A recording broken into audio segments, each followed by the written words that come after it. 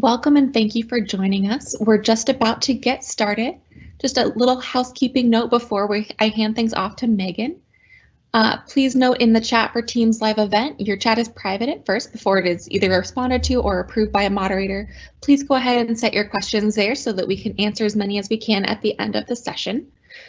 Please do take a moment again before we begin to review the Microsoft Code of Conduct that is on the coming slides. And with that, I'll hand things off to Megan to introduce herself. Hi, my name is Megan Lawrence, and I am the Senior Accessibility Evangelist here at Microsoft, working for our Chief Accessibility Officer. But I'm also the Microsoft's co-lead for people with mental health conditions through our disability ERG. And so I'm really excited today to talk a little bit more about mental health and how can we use technology in a really positive and powerful way to begin to build those cultures of inclusion. So to start off, a little bit about my journey. I've worked with the disability community for over 15 years, but it wasn't really until the last, I'd say 3 or 4, that I began to talk openly about my own mental health condition. I have an anxiety disorder as well as fibromyalgia. And much of that came from having really trusted colleagues and the support of the internal community here at Microsoft, where I actually began to see that there was a group of people with mental health conditions that had a voice, had something important to contribute back to our company. And so in that spirit of giving back, I established the Employees with Mental Health Conditions along with a colleague of mine, Jed Amira. But in fact, we have 5 different groups of people that fall within the mental health category. So we have employees supporting people, are those with mental health conditions. We've got eating disorder, bipolar, neurodiversity, and PTSD. And so through our employee resource groups, we really are finding those communities to help support one another, especially in times like now with COVID-19. Now, one of the things that I think was always really difficult for me to express to my colleagues, to my managers, even sometimes to friends and family, is that my disability is not my personality, right? So for example, I always say to people, if you see me acting unlike myself, so for example, if I seem overly rigid or really requiring a lot more information, sending you multiple emails, you could almost guarantee that I am having a spike in my anxiety or I'm having an anxiety attack because I crave control when I feel like I'm having anxiety. So if you see colleagues acting a little bit unlike themselves, this is a great opportunity for you to not put them in the category of, geez, that person's being really unkind or they don't get me, and really think about reaching out and saying, hey, how are you? Is there anything I can do to support you? Because remember, even though our symptoms may show up as different personality or behavioral styles, it could just be that we're having a spike. Now, during COVID, wow, this has been an incredible journey over the last couple of months. So as an evangelist, this is my busy time. So this is when I would be at conferences, including this conference build. I would be visiting with customers and help planning for all of the great work that we're going to do in the next fiscal. And all of that quite literally was ripped out from under me within just days when we got that work from home order. In fact, I was on the road in Boston and got called back to the Redmond area where I live to make sure that we were really taking care of ourselves and being safe. Now, in the beginning, there was panic because all of a sudden I thought, how am I going to show value to my team when the core thing that I do is now gone? And that really caused a lot of worry. And I'm sure that many of you have had that similar experience where your jobs have changed. Either you're doing things differently, you are trying to manage teaching children school at home while you're doing your job. You might still be a frontline worker or a first line worker who's going into the office and thinking about that kind of stress and anxiety. And so this was really a moment where I had to sit down with my manager and say, look, we've got to redefine what goals are. We've got to redefine what this thing called a virtual evangelist is, because we had never really thought about what that means for us as a business model. And luckily, that was a very productive conversation, because what we found was that there was a ton of great work that we'd been continuing to put on that back burner because we were so busy traveling and out in the field. But I can tell you, for me, that was a really, really rough transition, and many of you may have experienced that as well. But there's always a silver lining, right? And COVID-19 has actually taught me many things about inclusion that I want to share with you here today. And the first is that we're in the middle of an incredible opportunity. And I know that sounds crazy, but really, in all honesty, how are we right now creating cultures of inclusion as we all work from home? This was not something that I think anybody anticipated doing, and in fact, many of us are doing it incredibly well. But that means that we really have to be thinking about how we take care of our larger community. So right now, people want to belong to something that's bigger than themselves. And things like, your family becomes more and more important. That extended friends and neighborhood community, your religious community, but certainly your work community. Oh my gosh, we spend so much time together, right, in our work communities. And now we're really looking for that way that we honestly stay connected. And technology has played an intricate role in helping us stay connected in a way that I think maybe we hadn't anticipated before. But I always want to call out the fact that communication and styles of communication really differ between people. And so even though we may have great tools for video conferencing, texting, chatting, sharing different kinds of memes, let's be really thoughtful about not only what is your communication style, but what are other people's communication style? Because we do want everybody to feel like they're part of that larger community, and that we do have those connection points of real authentic collaboration and care for one another. Okay, so let's dive into mental health. I like to think of mental health as a spectrum, right? On one side, everybody has mental health, just like we've got physical health, right? This is just the normal way that we can cope with stress in our life and really be productive and fruitful.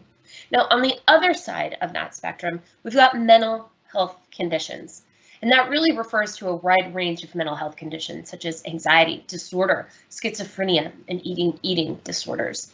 And in the middle, there is this group of folks that may have subclinical mental health concerns, which means your symptoms are getting in the way of your daily life, but maybe you don't have a diagnosis. Now, this is certainly true when we look at global, because in many countries, there are so few mental health workers or professionals that it can be very difficult to get a diagnosis.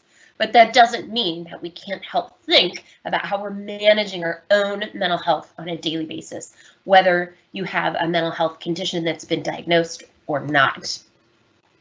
Now, here's a couple of statistics that always surprise me, so I wanted to share them with you, which is that mental health really is affecting our work productivity and our quality of life. So mental health is the #1 disability in the world today. And in fact, 83% of people in your company, in our company, in the world will have a diagnosed mental health condition at some point in their life. Now, this may be something that's more short-term, like postpartum depression, or something more long-term, like my anxiety disorder. But if we think about what that means to your business, it costs approximately $1 trillion here in the US just on anxiety and depression alone. And remember that that definition of mental health condition actually is much broader than that. And so we really want to be thoughtful about how are we taking care of ourselves, because we want to make sure that we're not only at our best, but that we really are contributing and being valuable back to our teams. But this isn't new, right? This has been happening forever in the workplace. And so, I want to make sure that we recognize that this is very much about the way that we think about inclusive design, right? That some people will have a permanent disability, like having an anxiety disorder, but folks may be having temporary mental health symptoms, like you've got a terminally ill family member that you're taking care of, or certainly right now that you're trying to be a parent and a teacher at home, as well as balancing work. Everybody probably has a different example of when they've had a really large amount of stress over a longer period of time. And then there's situational, having a really big deadline, planning for big conferences, and making sure that you show up and you show up well. And that means maybe losing sleep and not feeling quite yourself. So again, this is just the way we are as human beings. It's a natural response because we all have emotions. And technology has this really interesting dual role to play. So if we think, about technology in our lives, I think it would be remiss of me not to think about how there is this duality. So on one hand, technology is just constantly in our personal and professional lives, right? And that can lead to the increase of symptoms of anxiety and depression. And we certainly see some of the highest levels of diagnosed mental health conditions with youth, so people in Generation Z. And that for people with clinical mental health conditions that have been diagnosed, we know that those effects can be significantly more when we're encouraged to always be on, always be connected. And in today's world, it can feel like we are being asked to do that. And so I would say there's this rise of digital well-being, and that technology can help us manage our mental health, but we've got to get pretty smart about the way that we're doing it. So if you think about the way that we act in the workplace, about 70% of us, 70% of professionals, we never fully unplug from work, right? This is totally true for me. Everybody else in the family is watching a movie and I'm on my phone answering emails or chatting, and maybe it's 9, 10 at night, right? And I haven't ever really left work, even though I might not physically be sitting at my desk in front of my computer. And that people just thinking about work can often lead to the #1 disruptor in their life. And that's really hard, right? It's always kind of in the back of your mind. And so we have to think about disconnecting. This one is shocking. 87% of us are reading emails after hours. And in fact, 30% of us are reading emails before we ever get out of bed. Are you one of those people? Right? You've got your phone right there. It's easy to just pick up and just kick off your day immediately looking at things like Outlook or Teams. So disconnecting and unplugging from work needs to be a very intentional exercise. So I want to give a couple tips for how it is that we can really allow ourselves to create that space to get the downtime that we need to truly be our best. So absolutely true story here. So my husband, this is I guess a couple of weeks ago now, might even been a month ago now, said, hey man, work-life balance is really, really getting off. I know you're working from home, but it's like you roll right out of bed into the office, onto your computer, and then 10 or 12 hours later, you like emerge. You've never showered, you never got dressed. You've blown all the boundaries right now that we used to have because of commuting and things of that nature.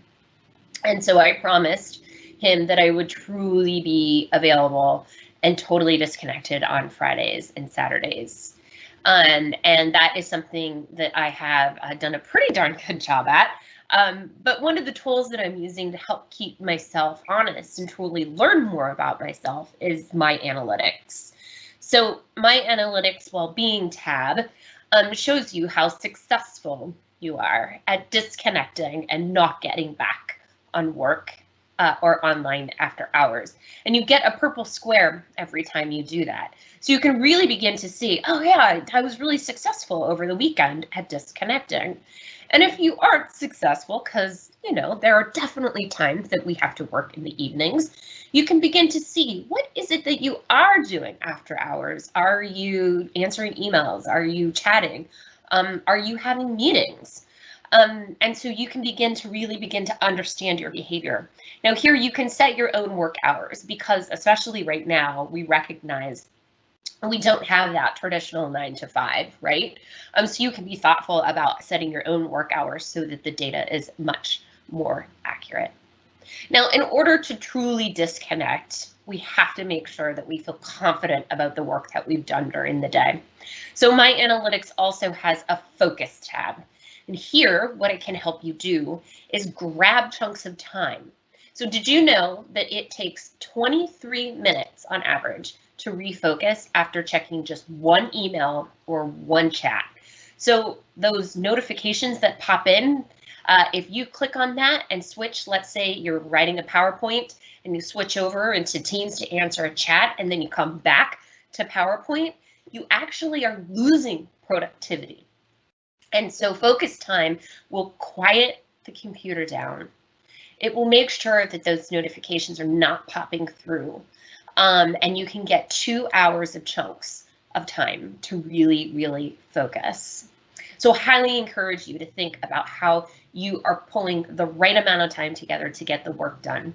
And if there's one thing that you take away from this presentation, gosh, I hope there's lots of things that you take away from this presentation, but from a technology perspective, turn off notifications. I promise you, they are not helpful.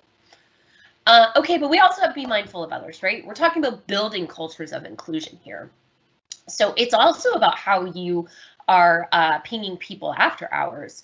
So we really suggest that you don't email people after hours, unless it's something very, very important and it's emergency, because we know from research that if your manager or management chain sends you an email after hours, you tend to get back online and answer it, and then spend 90 additional minutes doing all kinds of other things. So if you are a manager, one way that you can build a culture of inclusion on your team is to be thoughtful about how you ping people.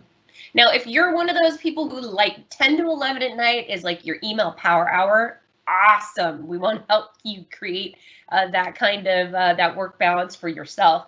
And now in My Analytics, there's a simple little click, a little switch, a little toggle.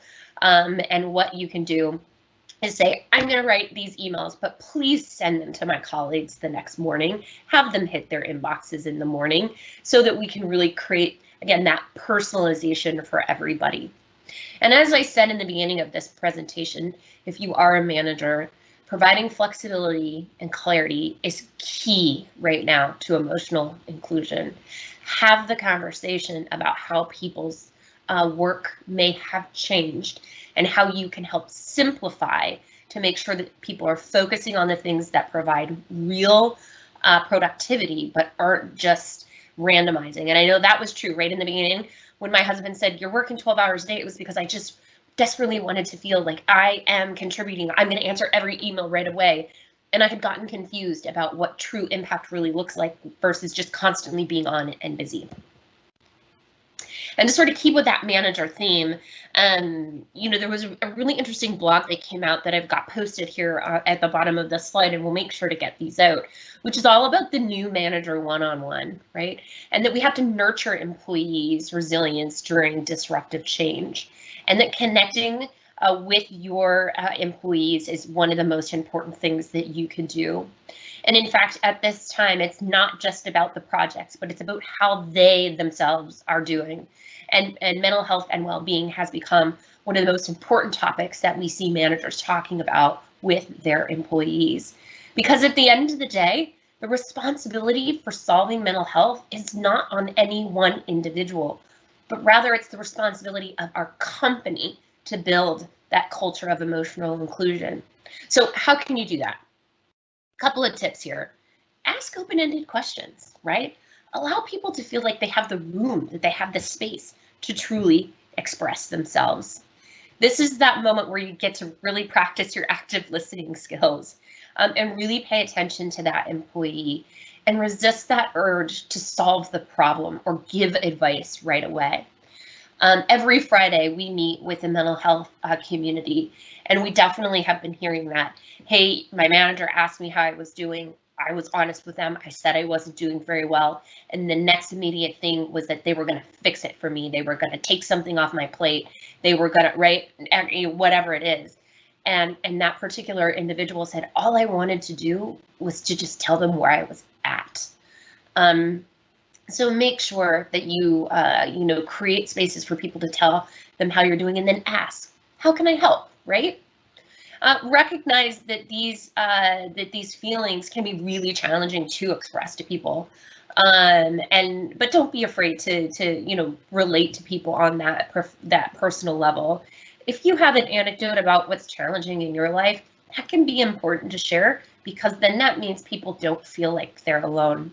But certainly, if you see an opportunity for somebody who could use some of the benefits offerings from your company, signpost. Whether that's signposting to a mental health community in your area, like the Mental Health for America or NAMI, or if that's benefits through your own program, make sure that you really are helping people get to the resources that they need. And I know that they will be different for so many people that are on this call.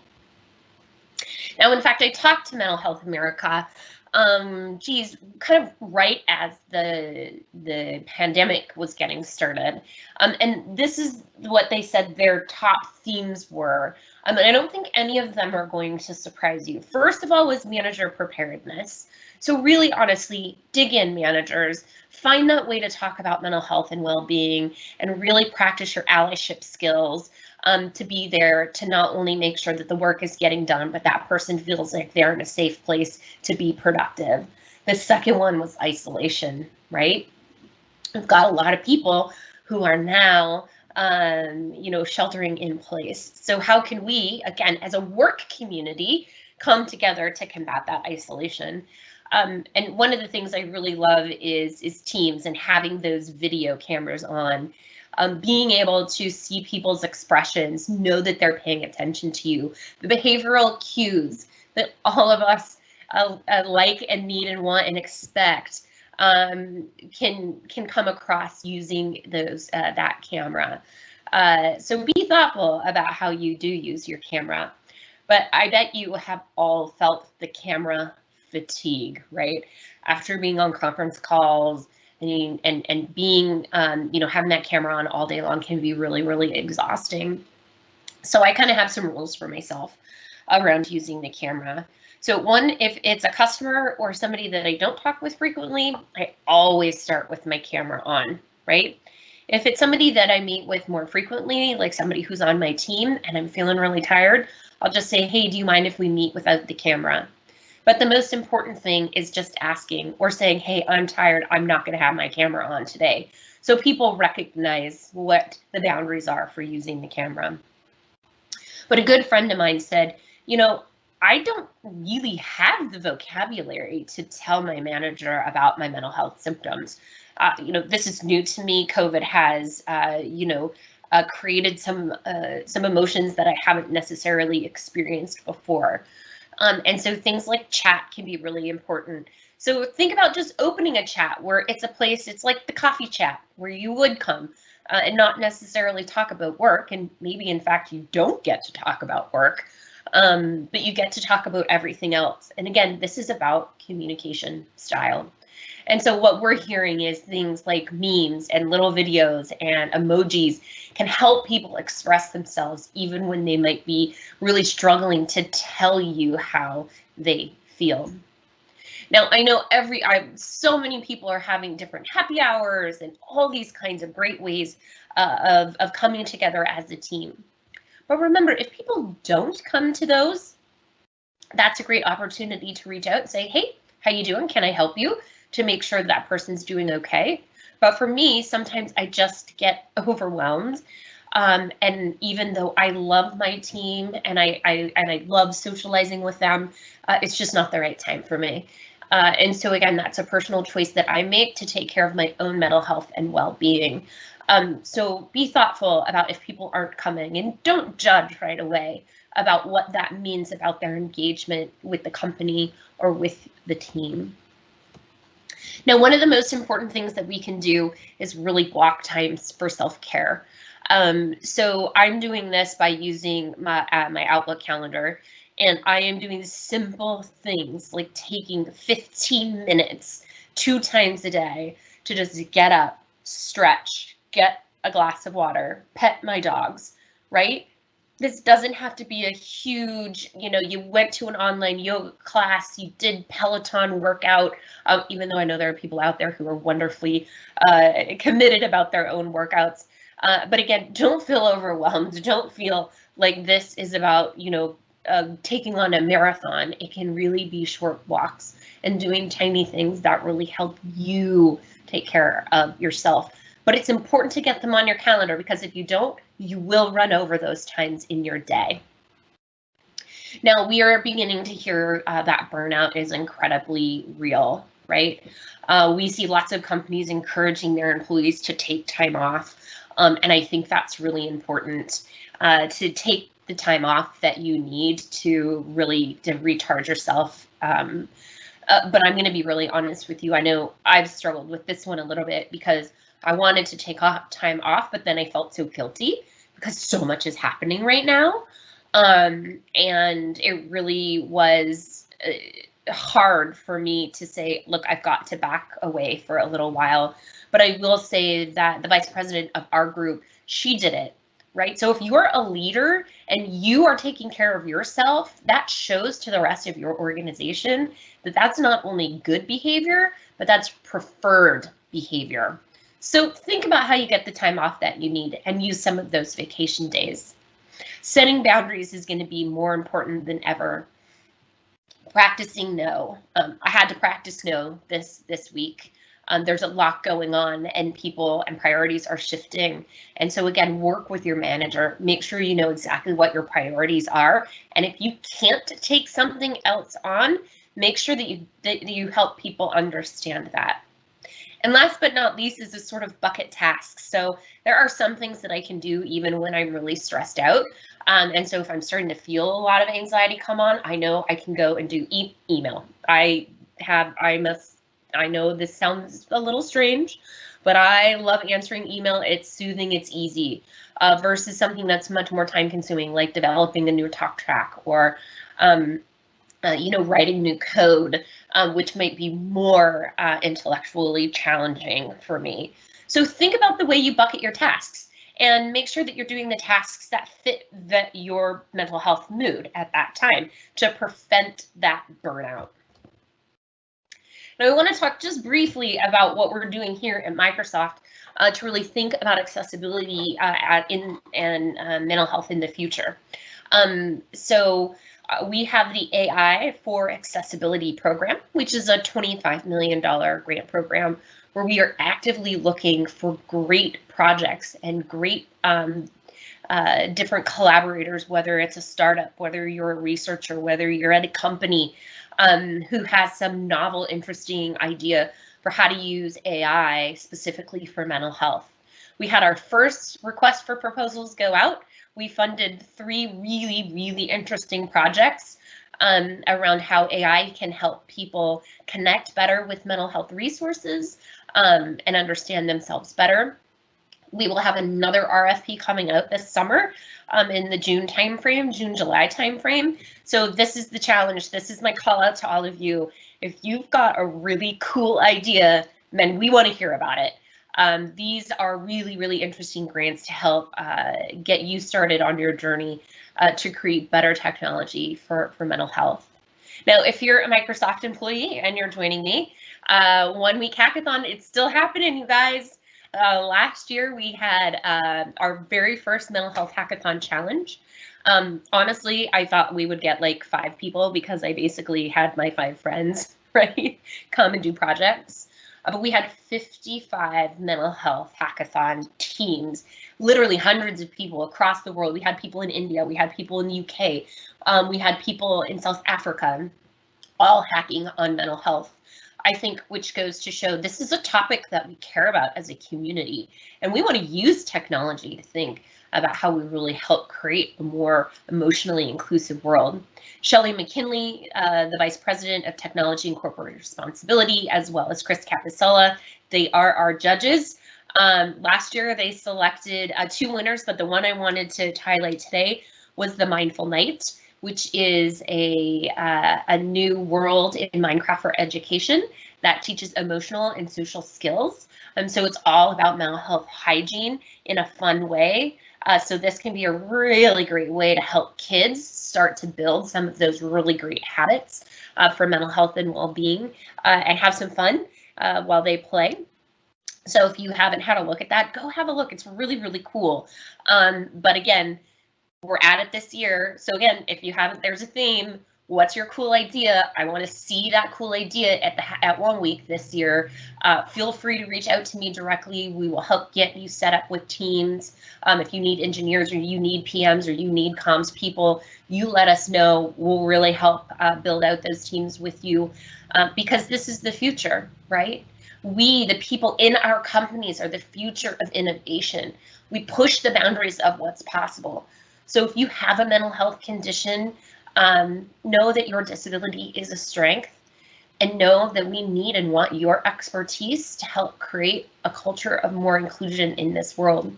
And again, if there is another silver lining to COVID-19, it's that never before has it been more appropriate to ask people how they feel. How are you doing? And it's okay to say, I'm actually struggling. And that's one thing I do not want to lose as we move forward. So be thoughtful. The whole employee is an emotional person. And the more that we take care of that emotional well-being and mental health, the better we are as a community, as a company, and as a society. So with that, if you have more questions, I've written a blog on LinkedIn, same title actually as this session, Mental Health, and Using Technology to Build a Culture of Emotional Inclusion. It's got many of the tips that I had in here today. You can share with your colleagues to really get that conversation started. Okay, with that, I want everybody on the line with me here to take one really, really good deep breath with me. Here we go.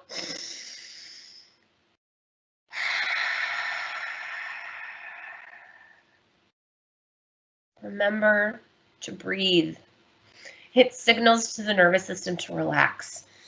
And we know from research that it decreases anxiety, depression, and stress. It can actually help you become more alert. Because the very best way that we are going to take care of the future, not only of our companies, but of our world, is to take care of this present moment. So be thoughtful about how you are taking care of yourselves and helping to support others. Now with that, thanks so much. I'm going to open it up to some questions. Thanks so much, Megan. We'll go to the chat that are already available. The first one is, how are we balance turning off notifications and not tipping into the space of fear of missing out? Yeah, that's a great question. So within Windows 10 in Focus Assist, you can personalize. So you can make sure, so for example, when I have my notifications turned off, if Jenny Lafleury, the Chief Accessibility Officer, who's my boss, she always gets through, right? So you can actually be thoughtful about the people that you need and want to always know are pinging you, and then also quiet other notifications down. And I also think it's absolutely appropriate to put a little automatic notification that says, hey, I'm getting some focus time right now. I'm unavailable for the next 2 hours. So I'll be with you soon. So again, right, signposting for people, hey, this is where I'm at. This is what I'm doing. Almost everybody will say to themselves, oh man, that's a great idea. And maybe then you start creating better habits, not only for yourself, but others. Thank you. And speaking of talking with your manager, do you have any advice for checking in with the manager in a situation with limited privacy? With limited privacy, yeah, that's actually a really good hard question. I think that emotional well-being is a deeply personal experience. And so if you feel like you're working in an open environment or you only have connection on group chat, I would absolutely ask, hey, is there somewhere where we could talk privately? I can almost guarantee that you guys can figure out some way, whether that's taking a personal phone call or writing something in an email that only that manager can get. So I would actually work hard to find that space with your manager where you do feel like you've got the safety to tell folks how you are feeling. But I really appreciate the fact that many of us don't have as much privacy in terms of meeting in a one-on-one office with the door closed to really do that check-in like you may need or want to. But man, technology is on our side here, right? Don't be afraid to take a personal call, maybe on your cell phone, or set up some time where you simply take a walk, if that's at all possible. But thank you for that one. That's a hard one and a good, thoughtful one to think about how technology can be on your side. Great. The next question comes to us from Ross, who asked, do you have any suggestions as to apps that track emotional health over time and giving you context as to where you are? This is one of those moments where I say better together, because there are some really, really great apps out there. So if you look at the mental health app environment, there are quite literally thousands of different types of mental health tracking apps. I can't give you anyone specifically, but do a little research because it's really incredible.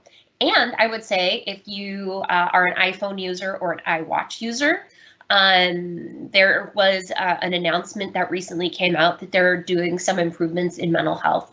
So again, right, this is a better together. We, with Microsoft, understand how we can help you build better habits within your work environment. Think about other applications like Talkspace or Breathe or Calm to integrate that into your life, and thinking about how that may wrap all together with other types of devices like your phone. Thank you. Do you have any advice for someone who wants to broach these topics in a workplace where they're not currently being talked about? Yeah, absolutely. I would say that in the beginning, Microsoft, I think, like many companies, were a little surprised at how COVID was affecting people's mental health. And we had to work hard to create some material to help people understand how to have this conversation. And so I think actually COVID-19 is on your side here to say, hey, I read this really interesting article. And again, we've got like 2-3 articles that we're connecting here. This was a really interesting article that, I read on, the importance of connecting with my manager and talking about well-being.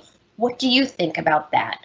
So if you bring a piece, in my opinion, of external literature, right, an article, a LinkedIn article, whatever, and just say, what do you think about this? And you allow your peers and your managers to be thoughtful about it, that could be a great technique.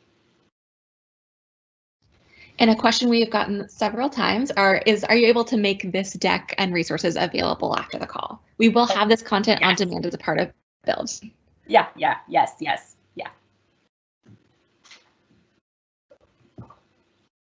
Awesome. That is the list that's come in. And unless someone has any, we've got a new one.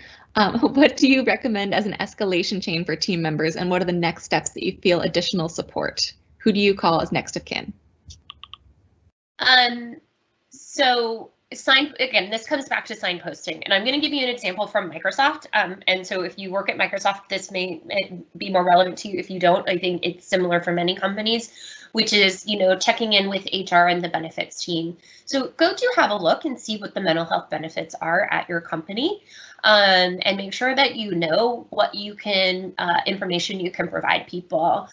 So we've put together a list. So the mental health community at Microsoft literally put together a list. And so when we see somebody who's really struggling, first of all, we let them tell their story, we thank them for their vulnerability, and then we say, signpost you to your resources, right? You have access to 12 free counseling sessions.